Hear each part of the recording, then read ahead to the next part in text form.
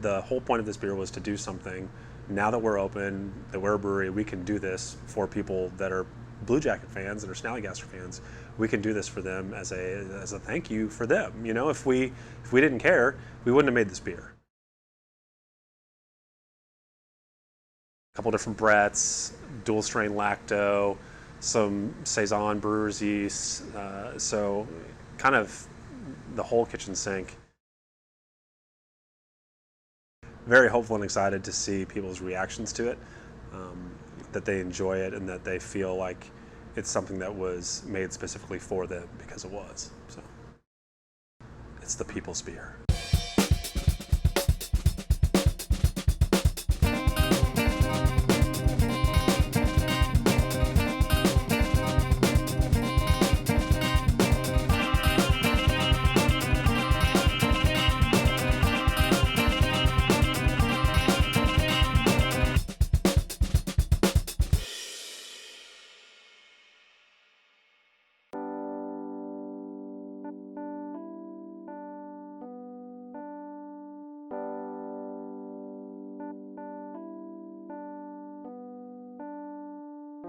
In the summer of 2014, we caught up with the team at Bluejacket as they were preparing for something really special. Snallygaster, their charity beer festival, was 3 months away, and they wanted to create a unique beer specifically for the festival. Northern Virginia and Maryland, DC has their own version of like the Bigfoot, Loch Ness Monster kind of thing, and that's called Snallygaster. It's this like winged dragon that used to swoop down and abscond with people back in the, I think, early 19th century.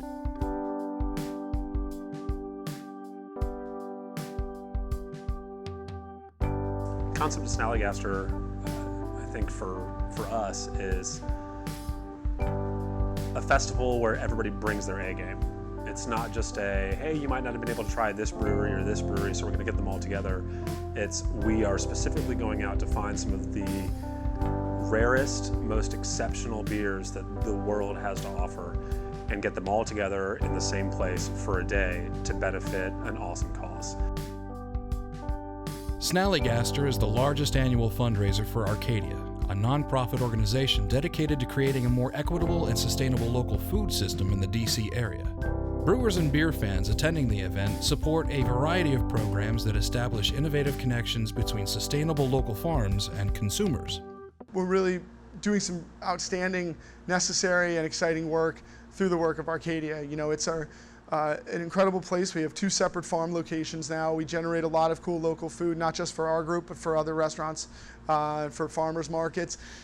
We act as a food hub, so we purchase locally grown food from all over the area and then bring it to farmers markets. But also we have mobile markets. We have 2 converted school buses where we load up with local fresh ingredients and then head into underserviced food landscapes, whether they're inner city or suburban, places where there aren't Whole Foods and there aren't farmers markets, and we're able to sell incredible food at affordable prices. We're doing the same now with school lunch programs. Hopefully in the future we'll be doing it with hospital food programs and things like that. Huge outreach for education. We have cool summer programs for kids at the farm and stuff like that. So a really great thing, and that's obviously what Snallygaster coming up is all about. 2014 also marked the first time that beers brewed at Bluejacket's facility would actually be featured at the festival. You know, we did Bluejacket at Snallygaster 2013, but those were mostly prototypes and collaborations we've done before opening. And then this year, we're going to be able to not just showcase Bluejacket beers we brewed on site, a block away from where the festival will be, but also beers we brewed specifically for the festival, which is going to be fun. We're not just bringing something that we always offer. This is our festival, and we're proud of it, and we want it to be something that people love and can't wait for. I want to hear, next year at Snallygaster, I want to hear that like every year. So for us, it's finally the year where we get to be at the table. When we caught up with Josh and Greg, they were still trying to find something that truly represented their unique approach to beer. Conversations had started, but the concept was still not fully fleshed out. We do sours, we do wilds, and all sorts of different stuff, but we haven't really yet messed with mixed strain fermentations, and you can't get much more mixed strain than our Snally mixed strain.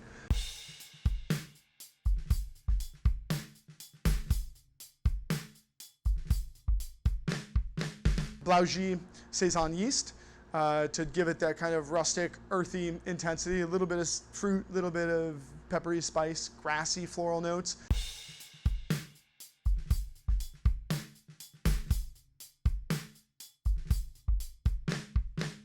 But then also 2 strains of Brett, Lambicus and Bruxellensis, chewing on the sugars, drying it out, giving it funk, but also some kind of white grapefruit qualities we're finding.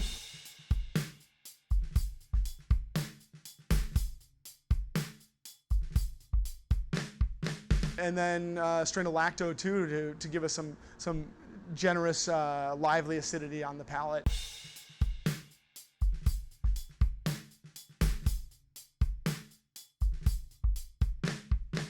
After completing the mixed fermentation on what would be called the Snallygaster base beer, the guys decided that they should create some variants, or additional versions.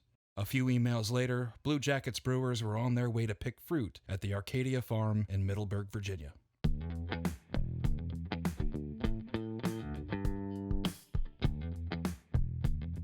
So it just made sense. You know, we're doing in a festival for Arcadia Bluejacket. Of course, we want to create some never before tasted beers for that festival, and let's incorporate the beneficiary and the inspiration for the festival, Arcadia.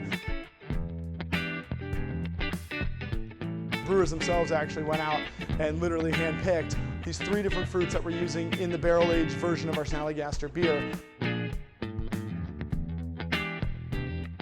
There's not much better than being able to get your hands on the ingredients that are going into your beer, to taste them in the field, to literally pull them off of the vine, knowing exactly where they're going to go and how they're going to affect the beer as they go in is really, really special. The brewers and farmers picked over 200 pounds of fruit, all of which was soon delivered to the brewery. The base beer was then transferred into each of the 3 barrels, and then they added the fruits. Now all that was left to do was to allow the beer to mature in the barrels with the bugs and the fruit.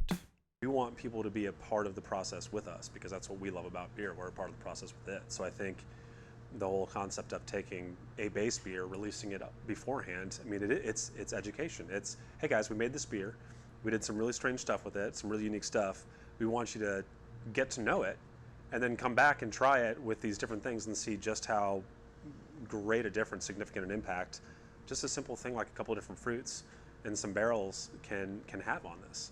The first Snallygaster variant was aged in a Chardonnay barrel with over 50 pounds of husk cherries. If you have never had a husk cherry, I had never had them until we hit it with this beer.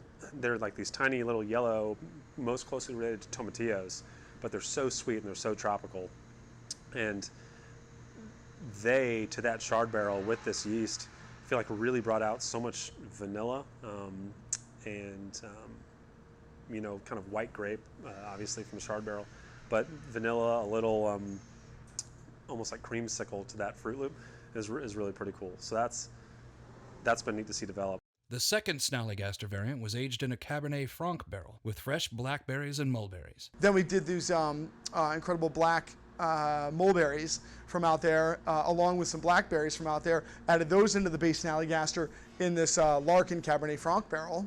The blackberry and black mulberry, it punches, man. I think it brings out the dryness in the Brett for this beer. And the final Snallygaster variant was aged with fresh blueberries in a red wine barrel from a local Virginia winery. And lastly, we had a local barrel from Barbersville, which is a Virginia winery, Octagon. It's their kind of more Merlot-based Bordeaux blend style, fantastic wine. And with that, we used some ground huckleberries, but also blueberries from Arcadia as well. The blueberry is pretty cool. I'm not going to say anything about that. I think that's just one of the strangest beers in the most beautiful way. Like when your kid draws a picture and you have no idea what it is, you're like, that's beautiful. I have no idea what that is.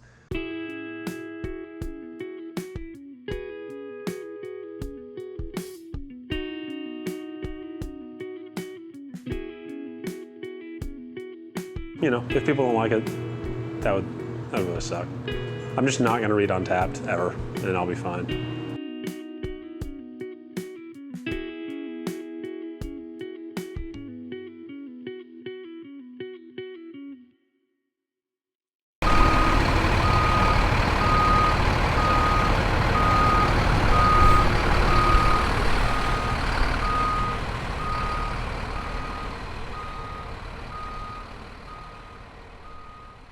excited to talk to people and to pour our beer and have that relationship. You don't, especially coming from the kitchen, you never got that. You never got the opportunity to walk out and continually hand your dishes out and talk to somebody about all this hard work and creative process and thought that you put into something, and watch them consume it and see the reaction and talk to them about it, whether, you know, positive or negative. The opportunity to get to do that, it's like letting the inmates run the asylum for me. You know, it's too much fun. So.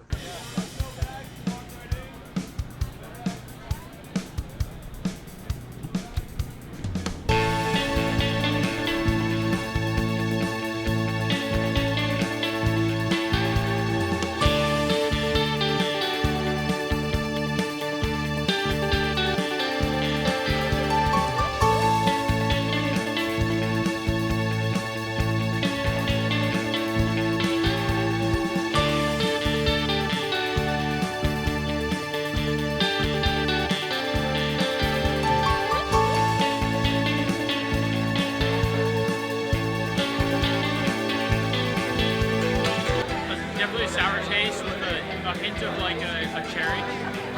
You know, it's definitely not as sour as I was expecting, but has a good sour note. The cherries are not as robust as I would expect. You know, I think it was like 4,000 gallons or whatever of cherries. So it's definitely very tasty.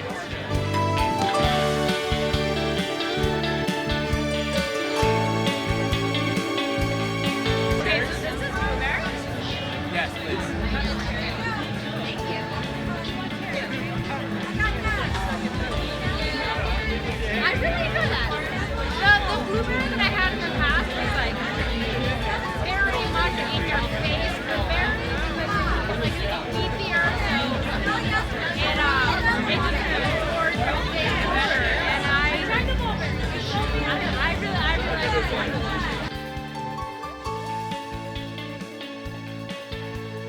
I love beer, and I started going to Bluejacket about a year ago after they opened, and I was never a big fan of sour beers, and all of the tartness that they put in their beers, I've really grown to love them.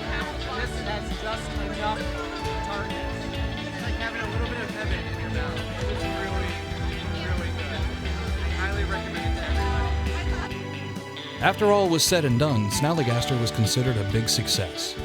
The festival showcased over 250 beers and raised over $90,000 for Arcadia, all of which goes to help its mission in supporting sustainable food in the district.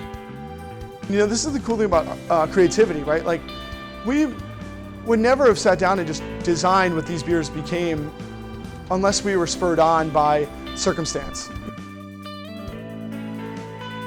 You know, we're never going to stand still. We're going to keep going, keep pushing the envelope, keep reworking these beers. So, you know, I think, you know, forever, you know, we're never going to kind of stop doing what we're doing.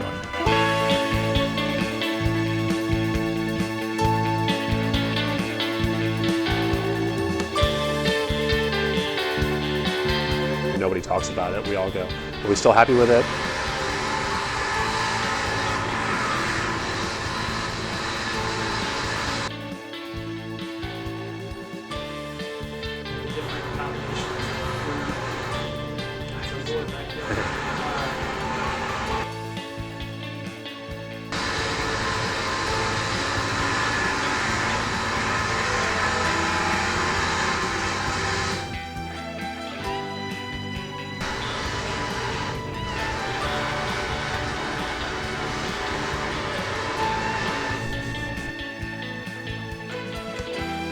Remember when you got this room all nice and quiet and spent all this time making sure the sound was good?